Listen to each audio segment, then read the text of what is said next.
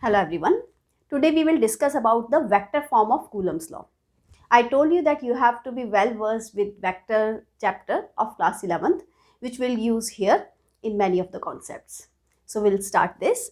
We know that Coulomb had given his law on the basis of an experiment which was conducted using torsional balance, the same instrument which was used by Cavendish to find the gravitational constant value, right? So here we are discussing the vector form, and for that we need to consider two charges again.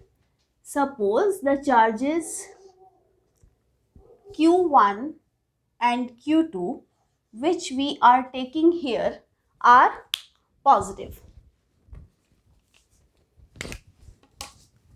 and the line joining the two charges is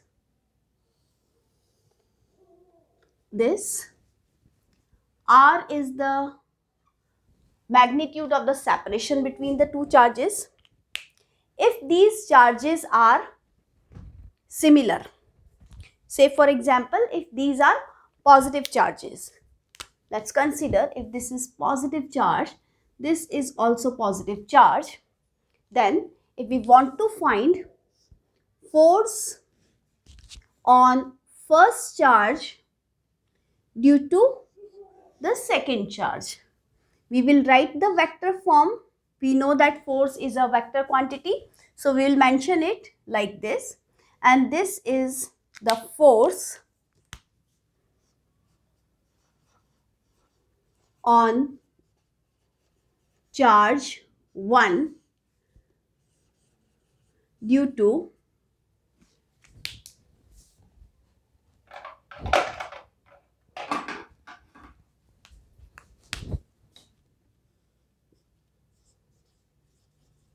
charge 2. So F12 is the force on charge 1 due to charge 2. If we write it F21, this will be force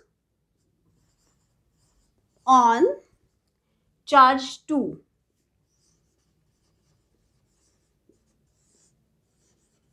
due to charge 1. Now let's try to find out the direction of these forces. We know that if we have to write F, that is force on 1 due to the second charge, how will we write? We will write the magnitude of force on 1 due to the second charge multiplied by the direction of this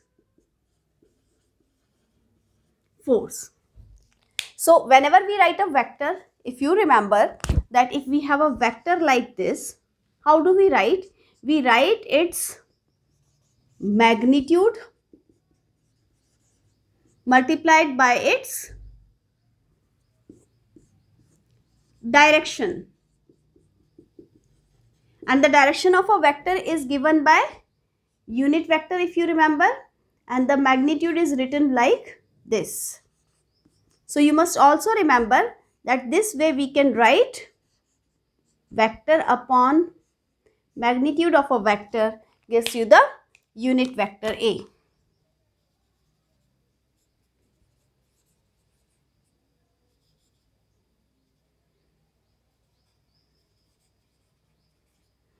Because this unit vector gives the direction of the A vector. So this I have just written to remind you the concept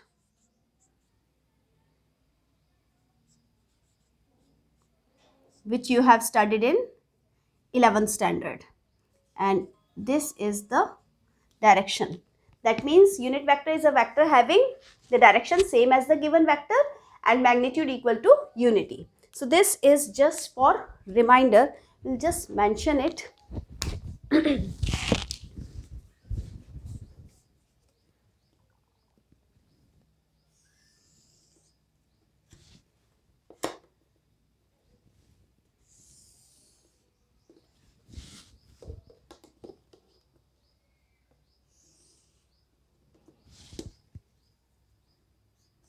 reminder of class 11th concept, right? So we are here, we have to write down force on 1 due to 2. This is a vector quantity. That means we have to write the magnitude of this force multiplied by the direction of this force. So for that, again, we need to understand that if we are writing the direction of this displacement vector from this to this and from this to this, so we can mention it if we are finding the distance of point charge Q2 from point charge Q1. So if we have to find the direction of the distance of this charge from here, what will I do? I will move from my position, which is at Q1, to the other charge to know its distance. So I will move like this. So I am moving towards the charge Q2. So you can say that this is showing the distance of 2 from 1. So what is its direction? I have shown here that this is the direction of R21, or you can say the vector along the position of second with respect to 1. So this is position of 2 with respect to 1. I can mention this also again. R21 is the position of charge 2 with respect to charge 1. I hope the direction is also clear, because when I am finding the position of 2 with respect to 1, right, I am standing at 1, I am moving towards 2 to find its position with respect to 1. So now if I have to find the position of 1 with respect to 2, I will stand here, I will move towards this first charge to know its position with respect to this. So what will be the direction of R12 vector? This will be this direction. Why? Because this is the position of 1 with respect to 2. So I'll have to move towards this charge to know its position with respect to the second charge where I am standing. I hope this is clear and very important concept also. So we can just mention this also over here, that R12 vector is equal to position of charge 1 with respect to charge 2. Fine. But we know that the magnitude of these two positions is same. Whether I measure position of first with respect to second, or I measure position of second with respect to first, this magnitude is going to be same. So we can mention here this also, that R12 vector is equal to in magnitude with R21 vector. But the direction is opposite. R21 is along this way and R12 is along this way. Can you tell me the unit vector along R21?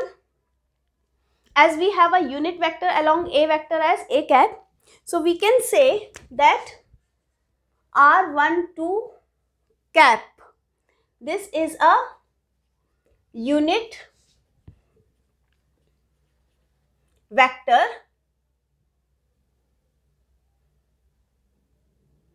along R12 vector.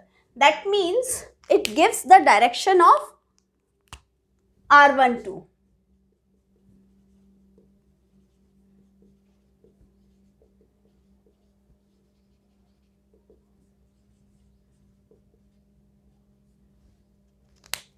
Similarly, R21 cap is a unit vector along R21 vector. That means it gives the direction of R21 vector. So this is on the basis of this concept only which we have just recalled, right? Now, if both charges are positive, right? If I am the second charge and here some one charge 1 is there, we will repel each other. So whatever force me, which is the second charge, whatever force I am exerting on this is repulsive or attractive? These are like charges, so it will be repulsive only. So what will I do? I will repel charge 1. So force on 1 due to me, which is the second charge, force on 1 due to charge 2 is repulsive. So what will be the direction? How will I show the direction? This will be the direction of force on 1 due to charge 2. Now I am this charge 1, and what type of force I am exerting on charge 2 if both are positive? Again, it's repulsive. So what will I do when we repel someone, when we don't like someone? We throw him away, right? So that way I am throwing this second charge away from me. So force on this charge due to me, which is the first charge now. So this will be force on 2 due to first charge. This will be in this direction. As clear from this figure that the force on 2 due to 1 is along the vector R21, because R21 has this direction, and force on 1 due to 2 is along R12 vector, right? It is very much clear now. So this is one way of writing. So we can directly write this: force on 1 due to 2, as I told you, this will be magnitude of force on 1 due to 2 multiplied by direction.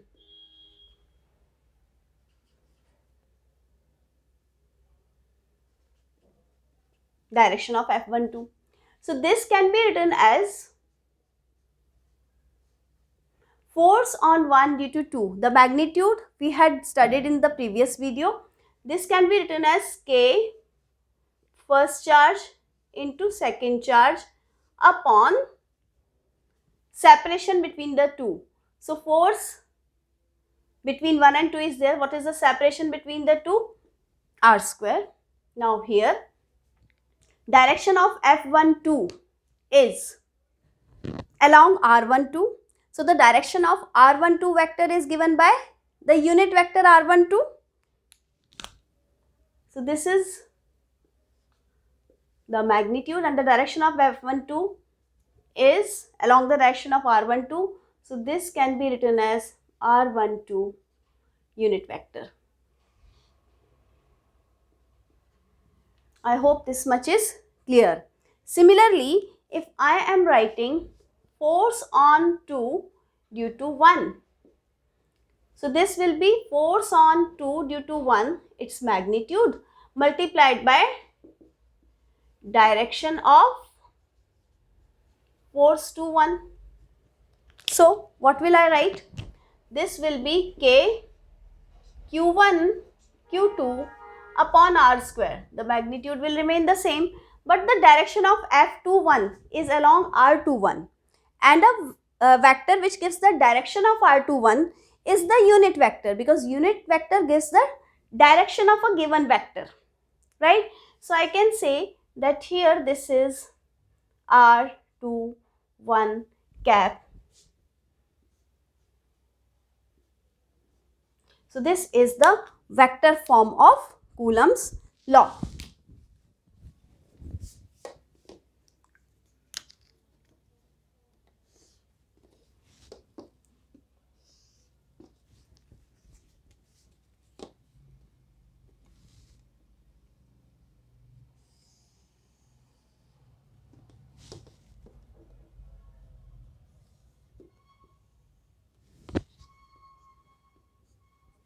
Similarly, this formula also.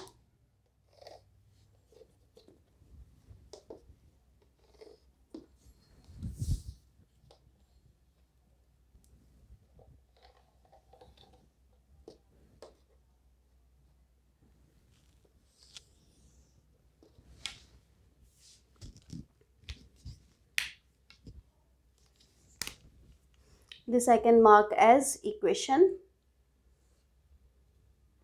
1 and 2. So equation 1 and 2 are the vector forms of Coulomb's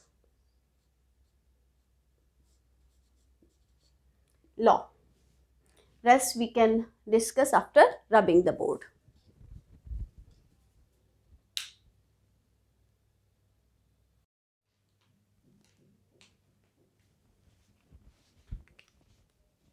So from our equation 1 and 2,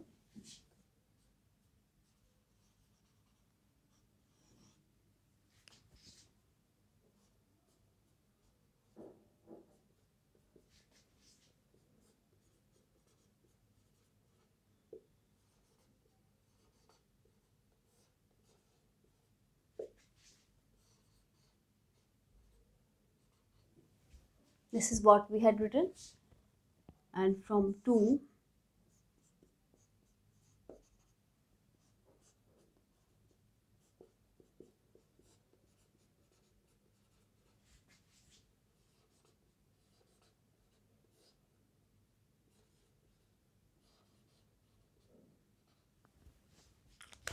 now let's draw a diagram to understand the value of the r12 vector and r2 vector. This is the unit vector. We have to find out r1 vector and r2 vector. Let's redraw the diagram. q1, this is q2, this is the line joining the two charges, and if we have the origin here, so from this origin, the line joining this origin and charge q1 is considered as the position vector for charge q1.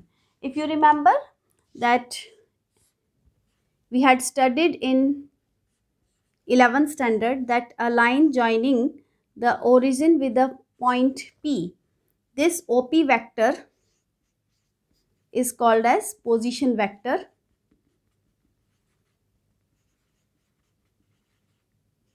of point P. So according to 11th, if we apply the concept, this is the origin and this is the point where charge q1 is placed. So this vector joining O and q1 will be the position vector for charge q1 position. Similarly, we can draw this vector which is joining the origin and the charge q2. This is position vector for the position of the charge q2. Now if we are taking r21 vector, r21 vector is the distance of 2 from 1, or you can say distance of 2 with respect to 1. So I'll have to move in this direction as I had explained. So this will be the direction of this r21 vector, right? So we can see it clearly if you remember that if we have a vector this and this, then a vector taken in reverse order gives the resultant. If this is our vector A, this is our vector B, then this is the resultant vector. So this is the triangle law if you remember that A plus B vector gives you the resultant vector. You can apply the same thing over here. This is one vector. Its head is attached to the tail of this r21 vector, and this vector, that is your r2 vector, is this way. So you can write here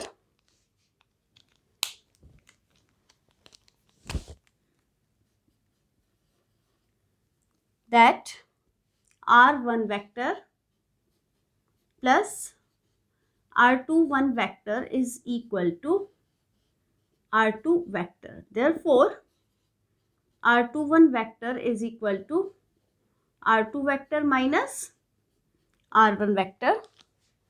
Similarly,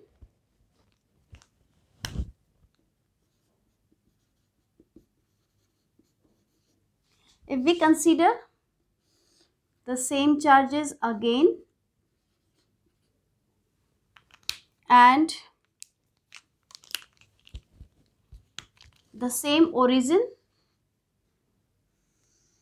this is R1 position vector, this is R2 position vector as before, but now we are taking R1 vector with respect to 2.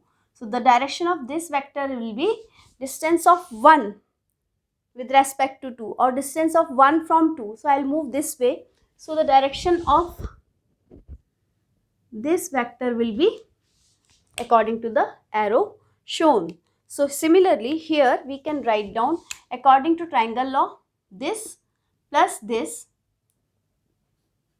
gives you this vector. So you can say R2 vector plus R12 vector is equal to R1 vector. Therefore, R12 vector is equal to R1 vector minus R2 vector, and this is by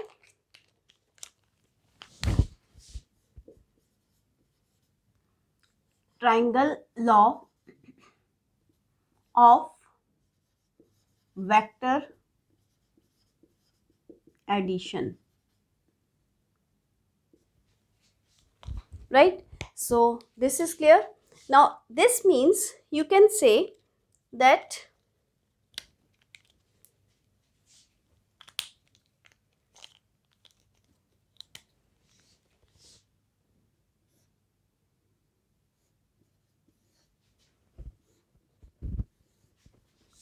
from 3 and 4, it is clear that R12 vector is equal to minus R21 vector. So what does this mean? This means that the directions are opposite but the magnitudes are same. So therefore R12 cap is also negative of R21 cap, right? So from 5,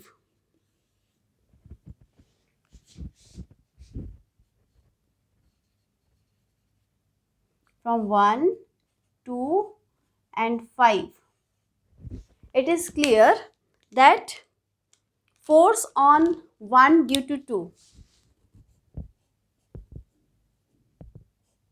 is equal to minus of force on 2 due to 1. That means it follows Newton's third law.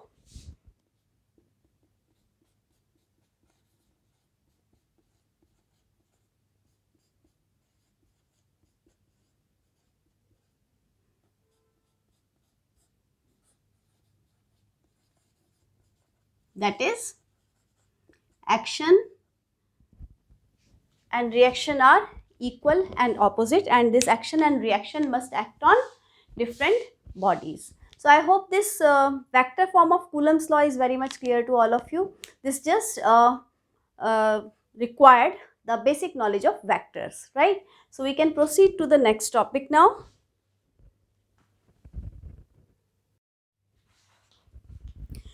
We can take an NCERT question over here. This is example 1.5, which is based on Coulomb's law. So we are discussing it here only.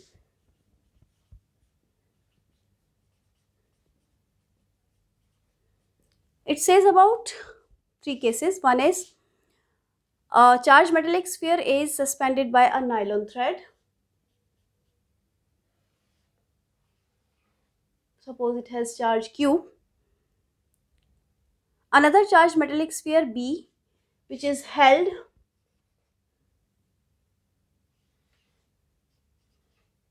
by an insulating handle, is kept at a distance D is equal to 10 centimeter from it. Find the force of repulsion. So this we are considering as first case. So this will be force in first case will be 1 by 4 pi epsilon naught first charge into second charge upon separation whole square. Then after this charged metallic sphere is brought in contact with another identical sphere which is uncharged. So what will happen? So if this is brought in contact with another metallic sphere, then the charges will equally be divided among two. Similarly, this charge is also brought in contact with an identical sphere. So here also the charges will be distributed equally. Now in third step, what happened? Now this sphere, now after the redistribution of the charges, the sphere A, which now has a charge q by 2, is brought near the sphere B, which has now the charge q by 2, and now the separation is d upon 2, the half of the previous separation. You have to find the force in the second case. This is the second case. This is the intermediate step.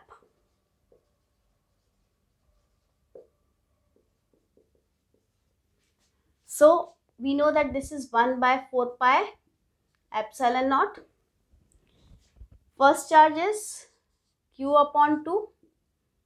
Second charge is small q upon 2. Separation is d upon 2.